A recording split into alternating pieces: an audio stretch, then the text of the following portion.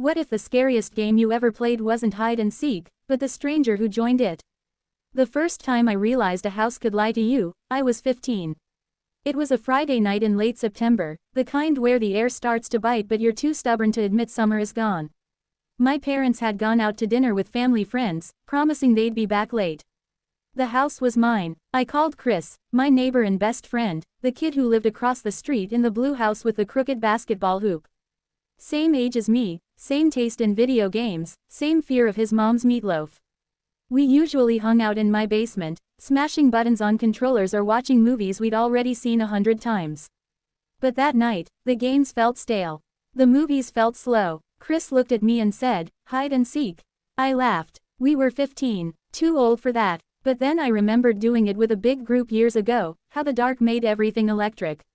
The house was small, but it had corners. Closets. A basement that smelled like damp concrete and old Christmas decorations. We turned off most of the lights. Only the kitchen stayed lit, a yellow rectangle spilling into the hallway like a safe zone. Rules were simple. No outside, no attic, no crawl space. Everything else was fair. Chris wanted to hide first. I stood in the living room, hands over my eyes, counting slow to 50. 1, 2, 3, I heard his sneakers slap against the hardwood, then the softer thud of socks on carpet. Then nothing. I finished counting and shouted, "Ready or not, here I come." My voice sounded smaller than I expected. I started in the kitchen. Nothing but the hum of the fridge and the clock ticking above the stove. I checked behind the basement door. Empty. Down the hall to the bathroom, shower curtain pulled tight, but no shadow behind it. The coat closet by the front door smelled like wet leaves and my dad's cologne. Nothing. Upstairs, the stairs groaned under my weight like they were complaining. Every creak felt louder in the dark. My parents' room first. I knelt and looked under the bed. Just dust and a stray sock. Behind the dresser, nothing. My room was next. Clothes on the floor, desk buried in homework and comic books. I checked the closet anyway. Empty hangers swaying like they were nervous. That left the guest room at the end of the hall. The door was cracked open, a sliver of shadow leaking out. I pushed it slow, expecting Chris to leap out with a monster roar. But the room was still. I scanned the shapes, the bed, the dresser, the window with the streetlight bleeding through the blinds. I bent down and looked under the bed. Nothing but a forgotten shoebox. The closet door was closed. I opened it. Coats. Boxes. A vacuum cleaner that hadn't worked since I was 10. No Chris. I stood there, confused. He had to be in the basement. I went back downstairs, opened the basement door, and flicked on the light. The stairs disappeared into shadow. I checked behind the washer and dryer, the water heater, the stack of paint cans. Then behind the boxes under the stairs. There he was, curled up like a cat, grinning. "Took you long enough," he said. I told him it had been forever. We laughed. Then we switched. I ran upstairs while he counted. I slid under the guest bed, pulling the bed skirt down like a curtain. The carpet smelled like dust and old laundry. My heart hammered so loud I was sure he'd hear it through the floor. I listened. His voice drifted up. 48, 49, 50. Then footsteps. Slow, deliberate. He checked the bathroom first. I heard the shower curtain rings scrape against the rod. Then my parents' room. The floor creaked above me. Then down the hall. The guest room door opened wider. His shoes scuffed the carpet. He stopped right by the bed. I held my breath until my lungs burned. I waited for the bed skirt to fly up, for his face to appear grinning.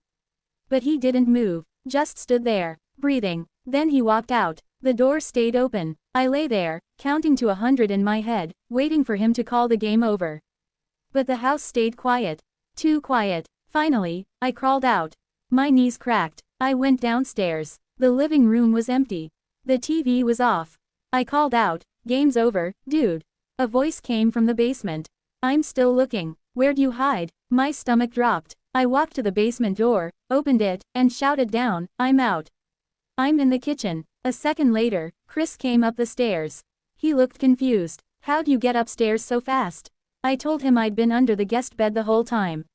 He frowned. "I checked that room. I heard breathing." I said I hadn't moved. Hadn't breathed loud. We argued for a minute, then let it go. But the air felt different. Thicker. We played another round. I counted in the living room. While my eyes were covered, I heard a thud upstairs. Soft. Like something falling. I finished counting and searched. Found Chris in the laundry room behind the folding table. We laughed it off, but I kept glancing at the ceiling. We got tired, sat on the couch, turned the TV on low. Some dumb action movie neither of us was watching. That's when it happened. A loud bump from upstairs. Like a body hitting the floor. Chris froze. Your parents? I shook my head. They're gone till late. The hair on my arms stood up. We sat there, staring at the ceiling. Then we heard it. Slow creaking. Floorboards. Someone walking down the hall.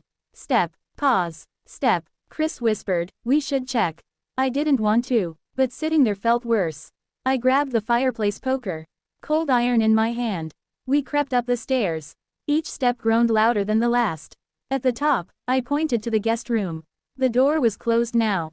I'd left it open. We stood there. Then from behind the door, a slow dragging sound. Like fabric on carpet. Like something being pulled. Chris whispered, let's go. I wanted to, but my hand was already on the knob. It was shaking so bad I could barely turn it. I shoved the door open. The room was dark. Bed, dresser, closet door half open. I stepped in. Chris stayed in the doorway. I yanked the closet open. Coats, boxes, nothing. We laughed, shaky and fake. Then we heard it again. Not upstairs, downstairs. The front door opened, closed, soft click of the latch. Chris's eyes went wide. Someone's in the house. My stomach fell through the floor. We bolted down the hall, into my room, shut the door, turned off the light.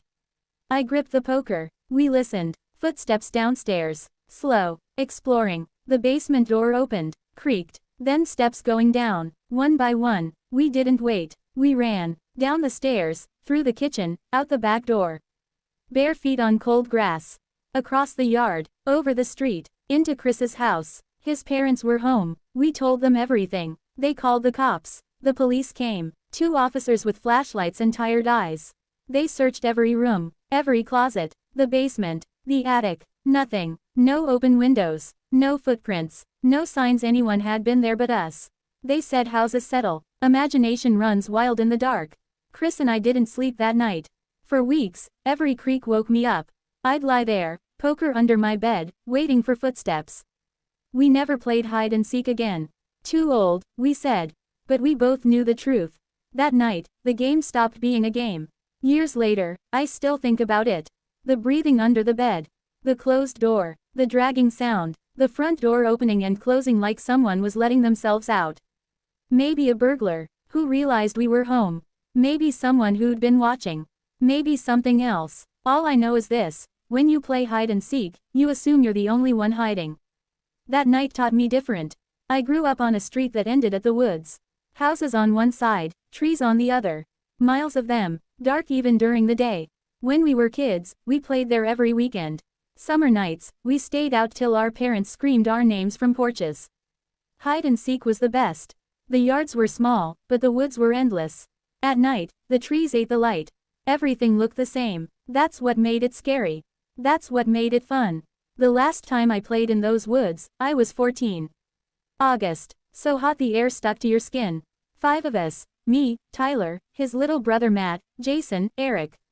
We were in Tyler's backyard, kicking a soccer ball, when Jason said, hide and seek. Woods included. We all ran. Jason counted first. I went with Tyler. We split at the first trees. I crouched behind a fallen log, moss wet under my knees. Crickets screamed. Jason's voice echoed, 40, 50, ready or not. Then quiet. I waited. Then footsteps. Crunching leaves. Coming close. I held my breath. The steps stopped. Right on the other side of the log. I waited for Jason to laugh, to tag me. But nothing. Just breathing. Slow. Then the steps moved again. Deeper into the woods. I peeked over the log. Too dark to see. I waited. Then Jason called the round over. I ran back. Everyone was in the yard except Matt. He came out a minute later, dirty and grinning. I said Jason almost got me. Jason frowned. I never went that far in. I asked who walked past me.